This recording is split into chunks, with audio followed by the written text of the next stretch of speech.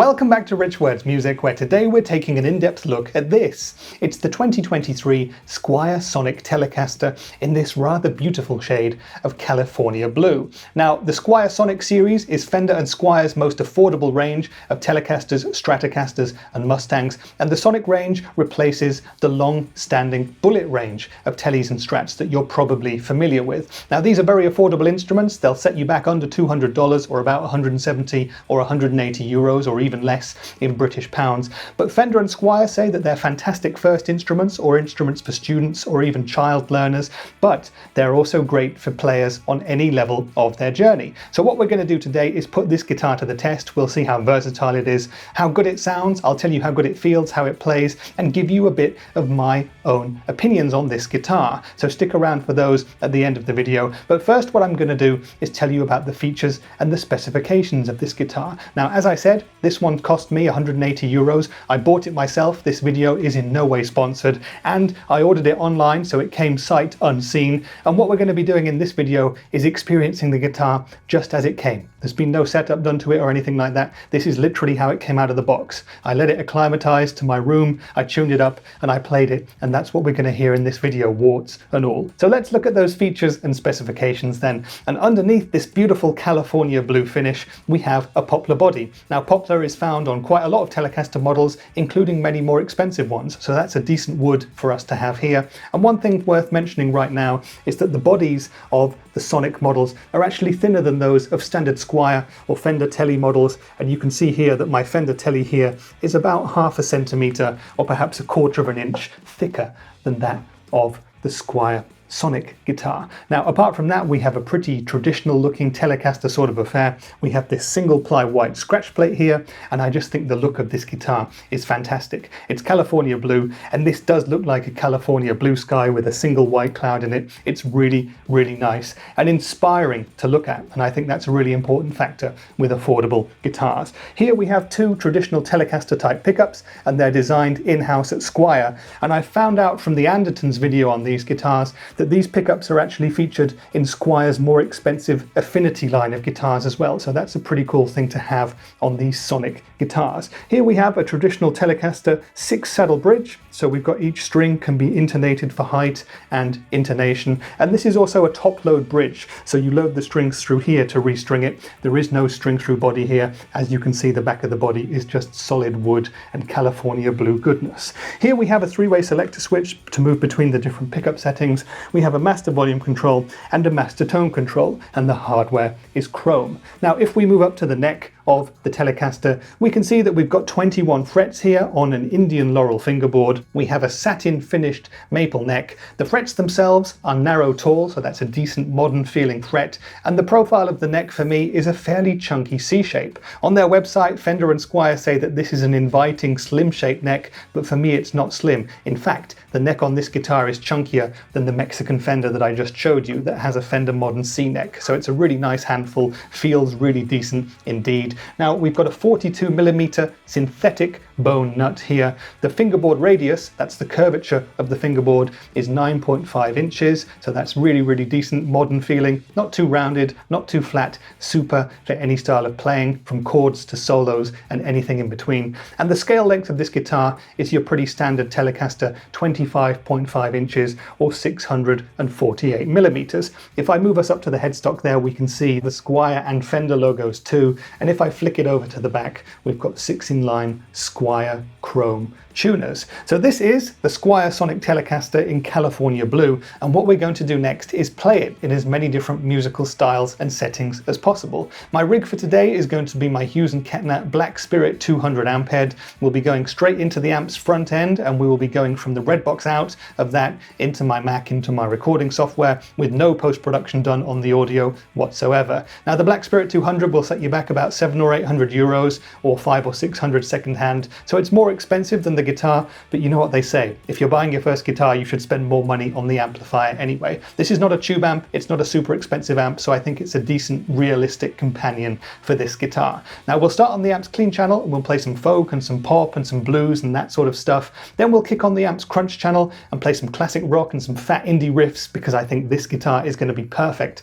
for that style of music. Then we'll go to the amp's lead channel and try some harder rock rock, some punk and some progressive rock, and at the end we'll go back to the amp's clean channel, I'll kick in my Joyo Dark Flame high gain distortion pedal, we'll tune the Tele down to drop D and see if it can do a bit of metal chugging, because why not? Telecasters are some of my very favourite guitars, and they're some of the most versatile too, despite being some of the most ergonomic and simple around. So hopefully we're going to get a guitar that for less than $200 can play pretty much everything. But enough talk, let's play the Squier Sonic Telecaster now, and we'll speak in more detail about it afterwards.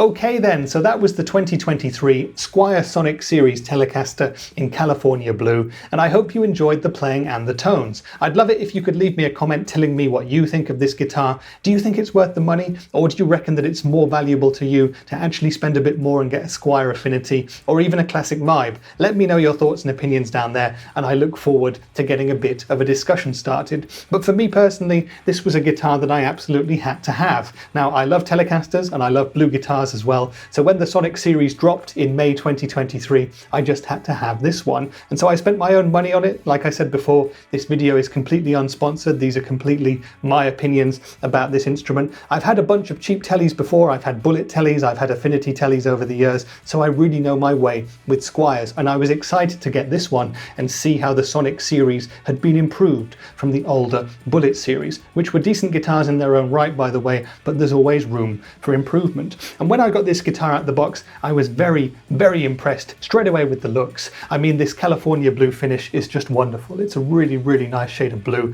like a Californian sky, and it just inspires me. And with cheap guitars, with first guitars, with affordable guitars, if a guitar looks fantastic and inspires you to pick it up and play it, then that's 90% of the battle won, at least in my opinion. So first impressions in terms of the looks were great. I thought the Indian Laurel board looks great too. If you know my channel again, you'll know that I prefer rosewood or ebony over something like Indian Laurel, but on affordable guitars these days, you've got to take what you can get. So the Indian Laurel looks decent. It doesn't look too faded. It doesn't look too dry on first inspection, so that's decent too. And one other thing that struck me when I picked up the guitar for the first time was the weight. Often with cheaper guitars, they feel like toys when you pick them up, but this feels like a real guitar, and it's also heavier than I'd imagined it would be, especially considering that the body on this is narrower than the body of a standard Tele. This specific guitar weighs 3.36 kilograms, which is about 7 pounds 6, so it's a decent weight for a guitar. I just expected it to be a little bit lighter, and it's not a problem for me, but again, I just thought it wouldn't weigh as much as it does. So it really is reassuringly chunky, and I liked that about this guitar straight away.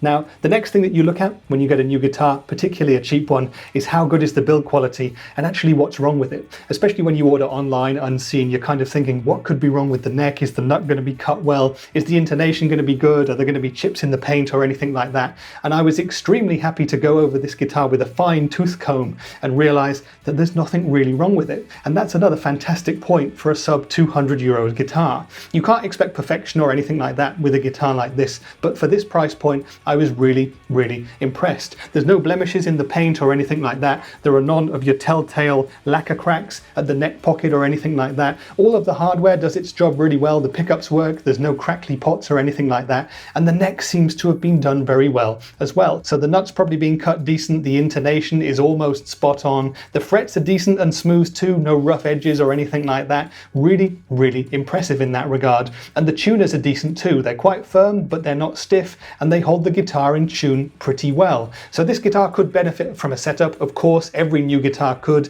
whether you're paying €1,700 or €170, every new guitar could go to a tech and be improved by a few percent. But this guitar played decent straight out of the box, and you heard those results in the playing part of the video. Now, in terms of playability of this guitar as well, the main thing here is that neck. I really, really like it. We've got this satin maple finish here, and the neck is chunkier than you would think if you're going off Fender's website, where they say it's an inviting slim neck. I would say it's an inviting medium to semi-chunky neck. It feels really good in the hand. It fits me really well. Because the frets have been done well too, it's just a very comfortable experience from the first fret all the way up to the 21st. And the slightly thinner body of this guitar makes no difference to me personally when playing it, but if you're a kid wanting to buy your first guitar and you want something just a tiny bit smaller, it might be worth considering. But overall then, in terms of the build quality and the playability of this guitar, I was very, very impressed. After that, of course, it was time to plug in and hear how it sounded. If it sounds semi-decent, then that's the rest of the battle won. And as soon as I plugged this guitar in and strummed a few chords, I realized that Squier and Fender had scored a resounding victory, because this guitar sounds like a Telecaster. Okay, it doesn't sound like the world's most characterful Tele, but but it sounds like a Tele, and that's more than what you could expect for a guitar at this price point. Now, I think it was a great choice by Squier to put the pickups in from the Affinity line into these guitars because they sound great. For your money, you're probably not going to find better. I'm someone who goes onto the bridge pickup most of the time, and strumming a few chords and picking a few riffs with the bridge pickup on the clean channel of the amp